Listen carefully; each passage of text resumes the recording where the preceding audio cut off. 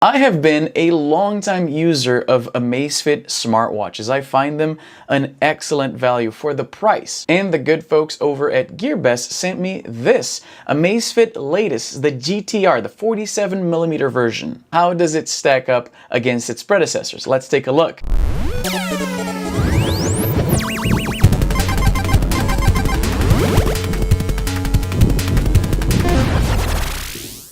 Okay, so this is the Amazfit GTR. Now, right out of the gate, let me bring it a little bit closer here. You can tell it's a pretty classy smartwatch. I like the metal used in the construction here of the actual timepiece. This faux leather strap looks pretty classy as well. It's rubberized on the back here, which makes sense for something that's going to be used by most users as a fitness tracker. So pretty decent. The Amazfit GTR boasts a battery life of up to 24 days, which is pretty impressive. And this thing is also waterproof for up to 50 meters of water pressure. Again, pretty impressive. I suspect most users are never going to need to test that. It has a 1.39-inch AMOLED display with pretty decent resolution. Let me bring it a little bit closer here so you can really appreciate the details on the watch face there. Really nice. Now, AMOLED is really good. It looks really vivid and bright, but it's not going to fare very well in bright sunlight, which can be a problem considering most people who buy smartwatches are going to be using them to track some kind of activity. Maybe not so much now that it's starting to get cold. At least here in Canada, I'm not going to be running outside for much longer. But most people who are going to be using this to perform some kind of outdoors activity, they're going to notice that this screen, like any other smartwatch that uses AMOLED screens, doesn't look that great under direct sunlight. And that's the main disadvantage that the GTR has against, let's say, Amazfit previous efforts. This right here is the Amazfit Base, which was my first smartwatch by the company. Let me turn it on here. Really nice. And this here is the Amazfit Stratos, which is what I've been using for the last couple of months. They both use trans-reflective screens, which are more akin to an e-reader than an actual LCD screen. What that means is that, well, one, they can be on permanently. They're always showing a watch face here, which I much prefer than other smartwatches that turn the screen off when they're not being used. This, for instance, is the 42mm variant of the Amazfit GTR. And as you can see, the watch face will come on when it detects motion, like say for instance this, but then after a few seconds, it goes off. Now, strangely, Amazfit decided to include only in the 47mm version an option to have the screen be constantly on. So if you go into, I believe if you go into settings here, there's an option here as per the most recent firmware upgrade, always on display. So you can have it on or off. But the problem is that instead of having that nice watch face like with the previous Amazfit Base and the Stratos, what you get is this simplified watch face. All you get is that. Now, presumably this can be changed in future firmware upgrades, but that's kind of boring. You can still tell the time at a glance, but it's kind of boring. I much prefer something like this. And as you can see from that footage, this kind of trans-reflective screen looks way better in direct sunlight. In fact, the more sunlight that hits the screen, the better you can read it. This is something that always impresses me, the people who follow me on Twitter or Instagram, where I post pictures of these watches when I'm out and about. And people sometimes ask, how come that screen is so vivid, so legible when it's so bright out? Some people have even suspected that I edited the picture in some way so that the screen on the watch shows up a little bit better. And no, that's just a feature of the trans-reflective screen. Now, the problem with that is that it's just not as nice looking. See, like that's the thing. AMOLED will look much better, but it's not always on and it doesn't look so great in direct sunlight. So something's got to give. Now, the GTR, like all other smartwatches, does the things that you'd expect. So you have things like, for instance, actually, let me go from the beginning here. If you swipe this way, you get your heart rate monitoring. And if you swipe this way, you get your status. So you get how many steps you've taken, how long you've been walking for, and obviously I have it in kilometers here because we're metric in Canada, and then how many calories you've burned. You also get notifications, which is usually what I use the most here on my smartwatches. If you're working with your hands and you can't be pulling out your phone to read notifications, that's one feature of the smartwatch that I really like. In fact, it's the reason why I started using smartwatches. I really like that, to be able to look at your notifications at a glance, be it text messages or Telegram, Instagram, phone calls. You look at your watch, you see what's going on, and then you can decide if this is something you need to deal with right away or if this is something you can deal with later. The GTR has two buttons here on the side. The top one basically wakes the screen or puts it back to sleep, and the bottom one is customizable. You can set it however you'd like, and you do that by going into settings and quick startup. So there's the button, so you can have it show the status, heart rate, workout, weather, or what I find most useful, notifications. But perhaps for you, event reminder would be more useful. So that way, you press this thing and you go right into your event reminders. One thing that's kind of cool, you can have it to find your phone. So if you lose your phone all the time, you can have it so a single press of this button, there it goes.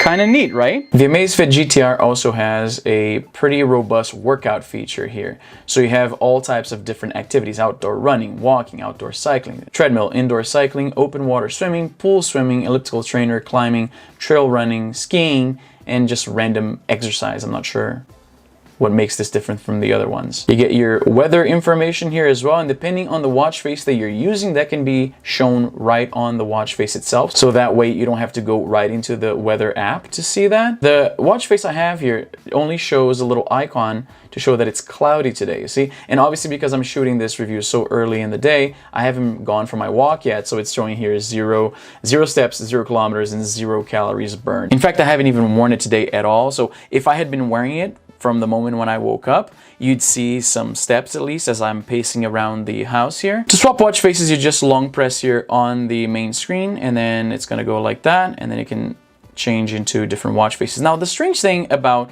the Amazfit GTR that I didn't like, that is very different from the Pace and the Stratos, is that the Stratos holds way more watch faces on the watch itself. See, like there's a bunch of custom watch faces that I downloaded from the internet, and they're all on the watch, because the way you would throw them on the watch on these older models is you'd connect it to your computer, download them from the computer from random websites, and then just transfer them over to the watch. To get custom watch faces on the GTR, on the other hand, you don't need to use a computer, you can get them from your phone. But the downside of that is that apparently what you get is 3 watch faces on the actual watch, with the third one being whichever one you downloaded from the internet. So there's this one right here. It's kind of nice too, shows a lot of information. It's pretty complete. And then if you prefer the more, traditional classic look of analog, you get something like this. That is really nice. Again, that AMOLED display looks great indoors. It's not gonna look so great when the sun is hitting this thing dead on, but there you go. You can also control your music using the Amazfit GTR. Now, unlike with the previous watches, like the Pace and the Stratos, the GTR doesn't have internal storage that you can use to put your song right in the watch. Like with the Stratos and the Pace, they both have, I believe, 8 gigs of storage. I have never used that feature, so I honestly don't know how much they have. I think it's 8 gigs. It's either 4 or 8 gigs, but regardless, you can actually connect this to the computer, put your songs or podcasts or whatever on the watch itself, then pair a pair of Bluetooth headphones to the watch and go running and listening to your music and all that. You can't do that on the GTR because it doesn't have that storage. It has, I think, it's like 64 megs of storage, which you can't access on your computer, and it's strictly for the OS. But what you can do is control the music on your phone. So that's kind of cool. And this is what it looks like on the wrist. Let me... Uh-oh.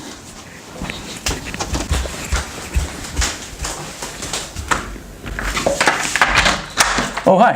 Thought I heard something. This is your bag. Perfect. Oh, thank you. That's it? Yes. Okay, cool. Any signatures, please? For sure. Thank you. And your name is Israel? Israel, yes, that's right. Thank you. I got my Amazon order right in the middle of the review. Okay. Anyway, where were we? Right, so this is what the Amazfit GTR looks like on the wrist. It's not overly big, I don't think. I think because I've been using smartwatches for so long, I'm more tolerant of larger watches. Of course, it also comes in a 42mm configuration right here. Same watch, almost all the same features with the notable exception of the always-on display. That always-on display is for some reason exclusive to the 47mm version. Really weird. I don't know. Maybe they'll bring that over in a firmware update. I'm just going to show you here the 42mm version. Perhaps this is the one people would prefer, like people who are turned off by large watches. Perhaps they would prefer this one. There. So this is the 42mm. It looks, you know, a little bit better. If you're not down with the whole huge watch thing. Let me swap the watch face here. Yeah, this one only has 2 watch faces, and then I'd have to pair to my phone to then install different ones. I don't like that. I like the fact that the base and the Stratos can hold on the watch itself a whole bunch of watch faces, but that probably has to do with the fact that they limited the storage on this guy. Now, the most important thing, the price. The 47mm Amazfit GTR goes for 150 bucks on GearBest, and the 42mm variant goes for 140 bucks, so $10 difference. For the price, I think they are phenomenal products. I really like Amazfit watches. I've been using them forever. They're not overly thick, they're not too big, they look pretty classic. They're round, which is something I much prefer in smartwatches. I really don't like the look of square smartwatches that much. I think this one is dead, yeah. I forget which one this is even. I get so much stuff to review, and I only have so much time, so I'm gonna have to look for the box here to even remember what this one is called. But I prefer the look. Maybe I'm alone here. Let me know in the comments because I'm really curious. I prefer the look of a round smartwatch. I think that looks fancier, it looks classier, it looks more elegant. This looks, I don't know, maybe a little bit nerdy. And look, I have nothing against being a nerd. I'm a huge nerd. I'm wearing, look at what I'm wearing. Look at what's behind me. I have video game tattoos, for Christ's sake. But for some reason, when it comes to like square watches, it's not my thing, you know? It's just not my thing. What do you think? Let me know. It's the reason I'm turned off by the Apple Watch, to be completely honest. If they put out a round Apple Watch, I'd be way more interested. And I understand that round displays don't handle information as efficiently as square displays, but that's just, it's a fashion thing, I guess. But that's the Amazfit GTR, both the 47mm version and the 42mm version. They have great sports tracking, great notification handling. The screen is beautiful. There's a bunch of watch faces for you to download. The straps are removable, so you can actually customize this. And in fact, I have a whole bunch. Like over the years of wearing smartwatches, this is like my small, maybe not so small, strap collection. I have a bunch of them. Now, obviously, these are not gonna work on these models because almost all of the ones I have here are 22mm watch bands for like the Amazfit Base and the Stratos. So I'm gonna have to start a separate collection for these guys here. These here are smaller. I believe they are 20 and 19mm here. It's hard to tell. But yeah, I'm gonna have to buy some new ones. In any case, I'm going to leave product links down in the description in case you're curious. And that's all the time I have for today. I hope you guys enjoyed this video. Follow me on social media. I'm very active over there. Hit like and subscribe. I gotta say that in every video. We all do. Even though everybody who watches YouTube videos knows by now. Anyway, I hope you guys enjoyed this video. Let me know in the comments down below. If you're new to the channel, subscribe so you don't miss out on any future videos. Hit the notification bell because YouTube sucks at letting you know that I put new content out. Follow me on social media, both Twitter and Instagram. I'm super active on both, and I love to hear back from you guys. Anyway, I'm Izzy, and I'm done.